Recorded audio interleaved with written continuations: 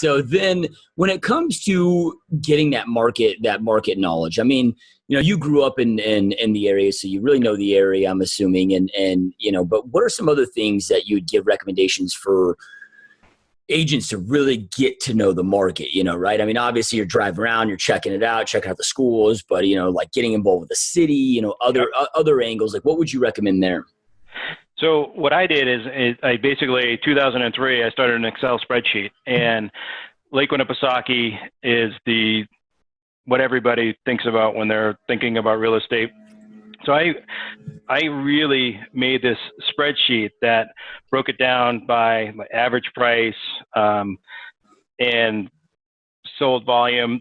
That's some of the normal stuff, but I also broke it down even further and used my market knowledge to say, all right, the land is worth this based on, there are some people that tore down houses at $1 million, so this land's worth $1 million. And then I put the next column what the sales price was.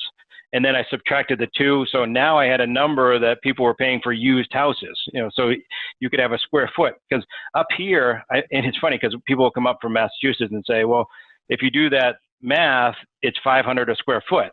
But they're doing both the land and the house in that calculation, which just doesn't make sense.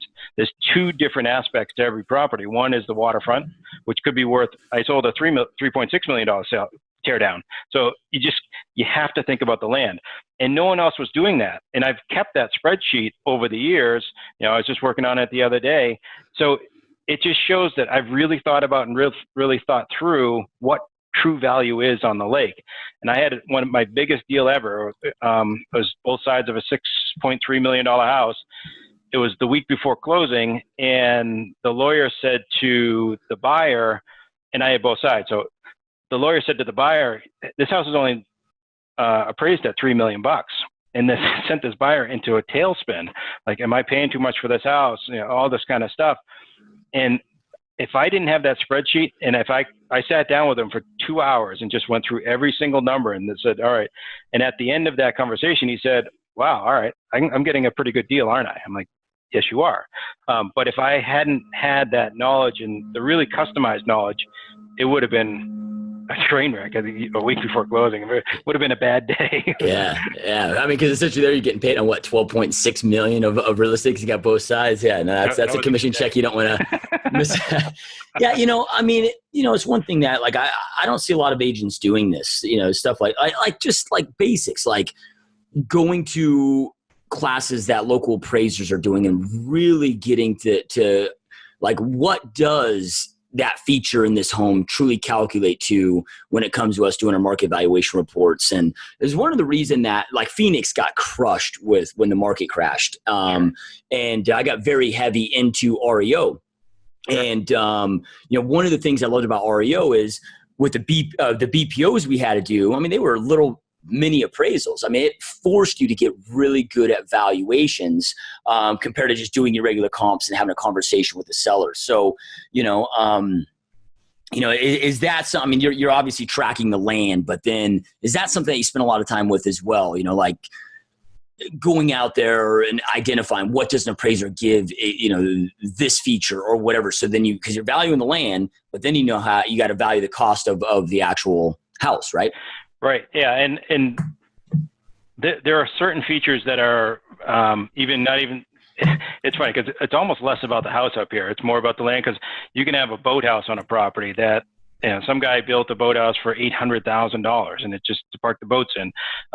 And so you could have a boathouse that is on a piece of property that's not a great piece of property. So the boathouse is an X factor that can vary greatly. The fact that a piece of property has a sugar sand beach is a factor because there's very strict regulations now, but anything that was put in before 1978 or permitted in less strict permits, that's more valuable.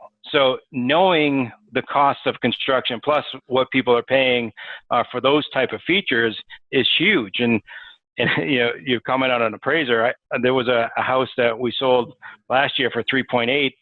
And I'm not a huge fan of the appraisal process right now because I don't, with the banks not being able to get their appraisers that know the area in there, I had an appraiser that was asking me about the docks and the beaches and all this, just didn't know. And I'm like, I was scared because, you know, it was a big sale and these guys didn't know what they're talking about. They did know the features that you're talking about, like the chimney or the fireplaces and the extra garage and stuff like that, but they didn't know the true value of the property, because this had a huge 40 by 40 boathouse, a 15-foot wide dock by 60 feet, like things you could never do today.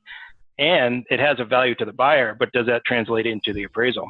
So actually back in 2009 and 10, when things were going crazy up here, and that was my job, is to get the appraisal to where it was supposed to be. So understanding the value, there could be a house that was sold down the street for $1.2 million, and the appraiser would use their square footage, and I'd say, well, actually, they're going to tear that house down. So that's not really a good comp for this property. So understanding that, and then conveying to sellers in the listing appointment, telling those stories, saying, you know, giving them confidence that I've dissected the marketplace and it's a niche marketplace for me with the lake.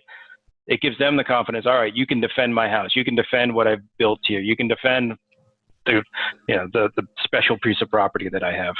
Yeah. Yeah. Because I mean, the clientele that you're dealing with are obviously very, very successful people. Most successful people, right, are bottom line driven, you know, right? I mean, and you've got to be able to have those conversations with them. And man, I love it.